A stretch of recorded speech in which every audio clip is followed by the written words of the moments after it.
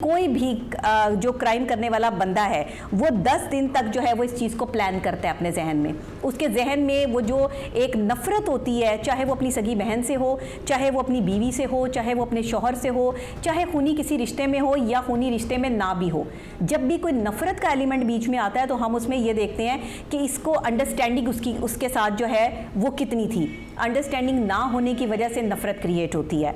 आपको नॉलेज नहीं है, आपको पता नहीं है कि एक शख्स की जान कितनी कीमती है, आप गुस्से में आए और आपने उसकी जान ले ली। कोई भी आपने जो है वो हथियार इस्तेमाल किया और उसको आपने जो है वो कत्ल कर दिया। अब देखिए, इसमें आपकी सबसे बड़ी चीज़ जो है वो फिज़िकल आपको देखना पड़ता है कि लिटरेसी क्या है, क्योंकि फ़िज़िकल लिटरेसी जो है वो हमें ये सिखाती है कि आपका बिहेवियर, आपका एटीट्यूड और आपकी डेली की फ़िज़िकल एक्टिविटी और आपका उन लोगों में उठना बैठना जो ज़्यादा गुस्से वाले हैं, एग्रेसिव ज़्यादा हैं। जैसे कि अक्सर औक़ात मौला अली का भी कॉल है कि अगर आपने किसी शख्स को पहचानना हो तो उसके दोस्त देख लो, उसके दोस्त उसका तारुफ होते हैं। अक्सर औक़ात लड़के क्योंकि बाहर जाते हैं, बाहर बैठते हैं, उनकी जो एक कम्युनिटी होती है, कैटेगरी होती है, जो दोस्तों के जो उनका एक ग्रुप होता है, वो इस तरह के दोस्त उसमें शामिल होते हैं जो उनको वर्गलाते हैं, या वो अगर कभी अपने दिल की बात उनके साथ शेयर करते हैं तो वो उन्हें बताते हैं कि अगर फ़लाँ बंदी या फ़लाँ बंदा तुम्हारे साथ ये बिहेव कर रहा है तो तुम उसके साथ ये बिहेव करो।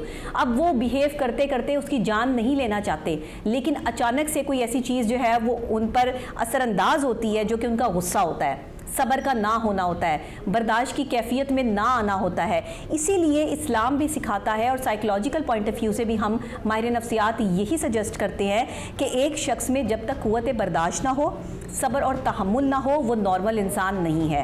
अक्सर औक़ात ये कहा जाता है कि मर्दों को ज़्यादा गुस्सा आता है और मर्द इसीलिए जो है वो कभी गैरत के नाम पे, कभी इज़्ज़त के नाम पर औरत की बलि चढ़ा रहे हैं, औरत को कत्ल कर रहे हैं। कहीं किसी टिकटॉकर का कत्ल होता है तो कहीं जो है वो भाई बहन का कत्ल कर देता है। नाम इसको गैरत का दिया जाता है या नाम इसको ये दिया जाता है कि जी मुझे पता नहीं चला, मुझ पर शैतान आ गया था, या मैंने जो है वो ये कत्ल अटैम्प्ट कर दिया। ऐसे नहीं होता, ये प्री प्लानिंग होती है। आपको पता होता है कि आपने उस शख्स को कैसे कत्ल करना है या आपने उस पर कैसे हमला करना है, और आप इस चीज़ के लिए प्लानिंग करके आए होते हैं। और जब अचानक से वो कोई आपकी मूड के ख़िलाफ़ काम कर दे तो आपको मौका मिल जाता है उस पर जो है वो ये कत्ल अटैम्प्ट करने का। और फिर एक क्रिमिनल माइंड शख्स जो है वो ये क्रिमिनल साइकोलॉजी को अपनाते हुए डार्क साइकोलॉजी में जो है वो टिप्स यूज़ करता है और दूसरे शख्स को जो है वो अपने ताबे कर लेता है, यानी उस पर हमला कर देता है। और अगर दूसरा शख्स कमज़ोर हो तो वो जाहिर है फिर उसका मर्डर अटैम्प्ट हो जाता है।